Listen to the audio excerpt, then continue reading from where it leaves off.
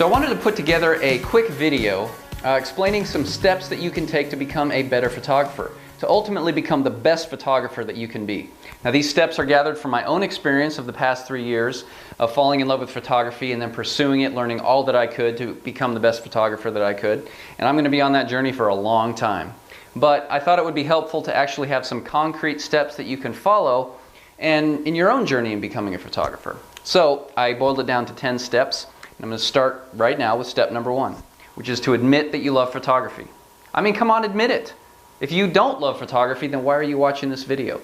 So admit that you love photography. Photography is something that once it grabs hold of you, it really never lets go. And it is a labor of love for those of us that do it. And if we get paid to do it, we probably can't believe sometimes that we're getting paid to do something we love to do so much.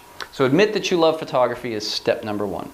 Step number 2 is to learn all that you can about your camera and your lens or lenses. Whether you have a digital point and shoot camera, a really expensive DSLR camera, have 1 lens, 5 lenses, 10 lenses, it's important that you know your equipment inside and out. You know what it can do and what its limitations are. You need to know your lenses. Are they fast lenses or are they not so fast lenses? Are they wide angle, mid-range, telephoto lens? And what do those mean and what kind of application? When do you use those different types of lenses? So know your equipment so that you don't have to be worrying about it when you actually go out to take your photos. Now number 3 is to understand completely the 3 components of exposure. Those components are aperture, shutter speed, and ISO.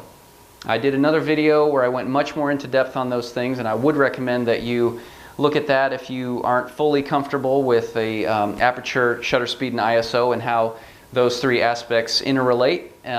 But you want to learn those and then learn to shoot in manual mode. Once you understand those, you can actually dictate to your camera what shutter speed, what aperture, what ISO to use, and take control of your shoot rather than letting your camera make all the decisions for you. It's going to result in more control of your photography and better images for you in the end. So learn those 3 variables and learn to shoot in manual mode is number 3. Number 4 is to study and know your subject. Now I got a great piece of advice several years ago when I first got into photography. I was very excited and I was taking pictures of everything I could see, and I was shooting pictures of cars and people and cats and buildings and everything.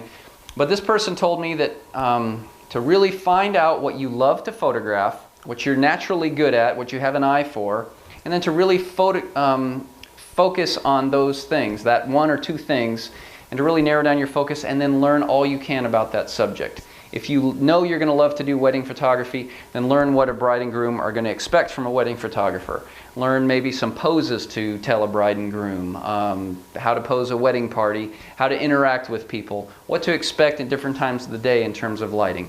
Maybe you love football or soccer. Learn about that sport. Learn where the action is going to be. Learn where the light is going to be at different times of the day so that you can position yourself in the right place.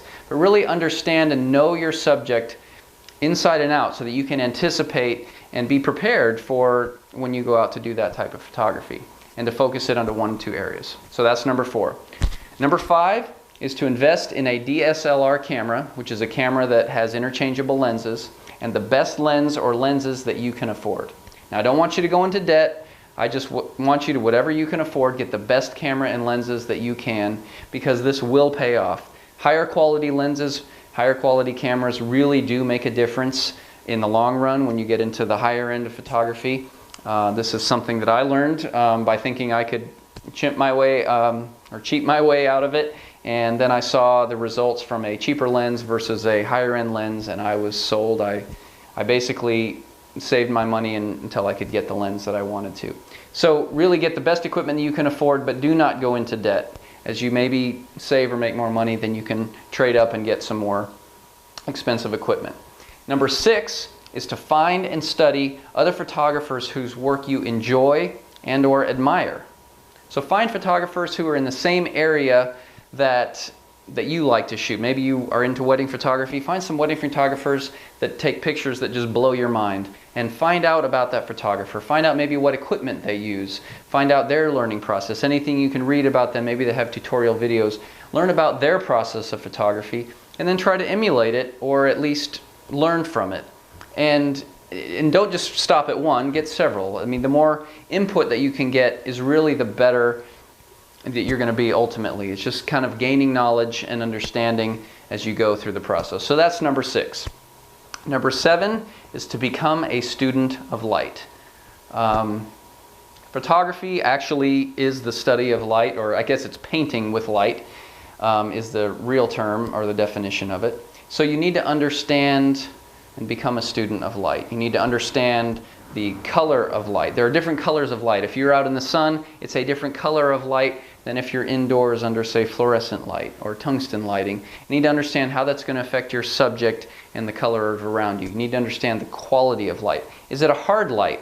Is it a soft light? And what does that mean? And then to understand directionality of light and how that may affect your photos. If the sun is directly overhead, that's going to make a different result than if the sun is directly behind the subject or behind you, the photographer. So you need to become a student of light. I find myself driving down the road or in different situations, and I'm basically asking myself, okay, if I were to take a picture now, where's the best light? What time of the day is the best time of day for the kind of photo I want to take? So really become a student of light. Number 8 is to shoot in RAW mode. Most point-and-shoot cameras may not offer this, but most DSLRs will offer you the ability to shoot in RAW mode and then to get a decent post-production software, something like Adobe Photoshop Elements or Lightroom, or on the less expensive side, Corel Paint Shop Pro is a good program. On the higher end, of course, there's Photoshop. But you need to be able to learn to shoot in RAW mode, get some decent software, and learn to make the very basic adjustments to your photos after you take the photos, import them into your computer. You need to learn how to adjust white balance, exposure, and contrast. Those would be the 3 most basic things you need to learn how to do. And then, of course, there's an umptillion number of things you can learn how to do. I'm still learning, and I will be learning for probably decades to come on how to use some of the more advanced features in Photoshop and some of the more advanced software. So, number 9, only 2 more to go. Number 9 is to never stop learning.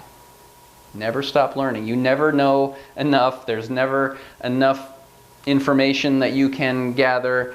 I mean, obviously don't let it stop you from pursuing photography, but there's always more information coming out, and there's a ton of different ways, especially today on the internet and in the digital age. There's ways to get DVDs, to go online and YouTube. Search, you may have found this video on YouTube, which means you're on the right track, but search for subjects, search for photographers, aspects of photography. There's tutorial videos that just take a few minutes to watch, and all that knowledge will just really help you expand your knowledge and your understanding of photography. So never stop learning. And you could take seminars. I've been to a couple seminars. I'd actually love to go to more. But like I mentioned, DVDs, tutorial videos, those can all be valuable sources of information. Now, number 10 is the most important one of all, and that is practice. Practice your craft. Practice shooting. Trial and error is probably the best teacher that you could ever have in photography, and learn from your mistakes. If a photo looks bad, just find out why it looks bad, what you could have done to correct that. If a photo looks great, was it a happy accident, or did you actually, create this great photograph because you understood how and why? Now, a lot of times, especially in the beginning, there will be some happy accidents and there will be some not so happy accidents. But find out why the photos you took that you love turned out so well, so that you can recreate that the next time you are presented with a similar situation. And on the other side, if it's a not so happy accident, find out what was done wrong. Maybe you didn't understand where the light was coming from, or you didn't have your camera in manual mode and you weren't controlling the exposure. There's all kinds of different things to learn from just doing it yourself in practice. And there's never really an end to practicing. Just like anybody that wants to become a master at their craft in any craft is going to put in the hours, put in the days, the weeks, the months of practice. So it really will pay off. So those are the 10 steps. I hope that they've been helpful to you. I'm constantly pursuing pretty much most of those steps, and I hope that you will too. And thank you for watching, and get excited about it because this is a fun journey.